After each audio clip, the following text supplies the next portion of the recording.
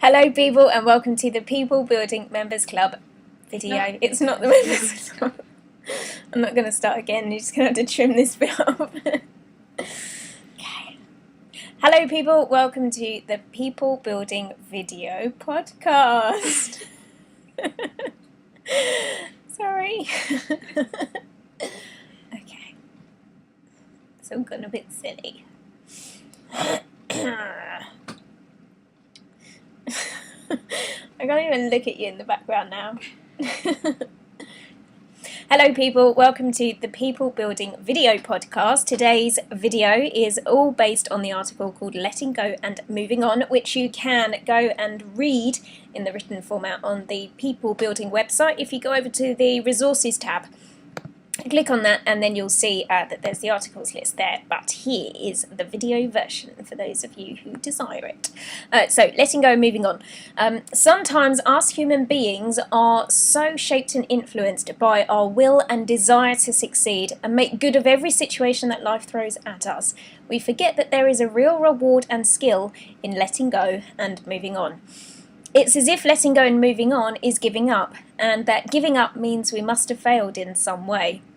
Sometimes the failure is in having made a poor decision, a decision to cling and continue to make our own lives greater and a more uncomfortable challenge than they really need to be.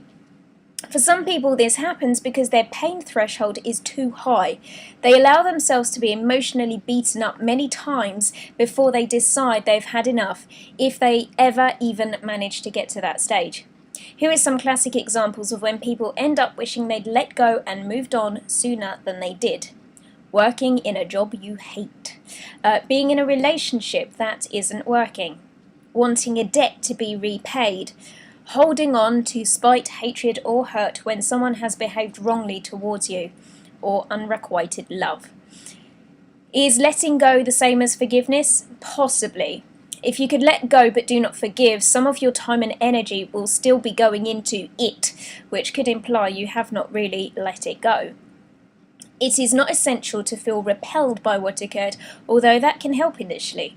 It's more important to get to a point of not really caring for it any longer. The word to describe that emotion is whatever. You need to be feeling whatever about it. You need to reach the point when you look back on that ex-partner, old boss, or friend that never repaid you, the abuser, the love vampire, and think, oh, her, instead of, ah. Time helps achieve this, and so does making a decent promise to yourself.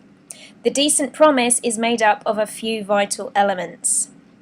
1. Next time I will vet or screen the other party, situation or opportunity much more thoroughly before committing myself. 2. I will be very clear about my own expectations. 3. I will ensure I understand others' expectations of me. 4. I will have a clear idea about what is or isn't right for me. 5. I will change things or put a stop to it when I become dissatisfied. 6. The bad thing that happened before, I won't let that happen again. Never ever.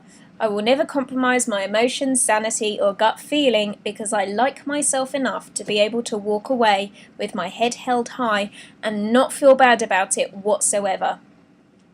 Something I often say to clients who are experiencing a challenge that requires them to let go and move on is to talk to themselves in the same way that they would talk to their best friend or favourite nephew if that best friend or favourite nephew were having exactly the same problem in exactly the same circumstances. Often they will say things like, I'd tell her it's not worth all this stress and she should just let go and move on. I'd tell him to follow his gut feeling. I'd tell him enough is enough. I'd say, I love you, but you're making a bad choice if you stick with this one. This is a good exercise to do, as essentially the client is then giving themselves the advice they need to hear. You can tell your inner best friend or internal nephew other useful things at useful times too. If anyone can do it, you can. Good job, you clever sausage. And that's enough reading, and now back to work.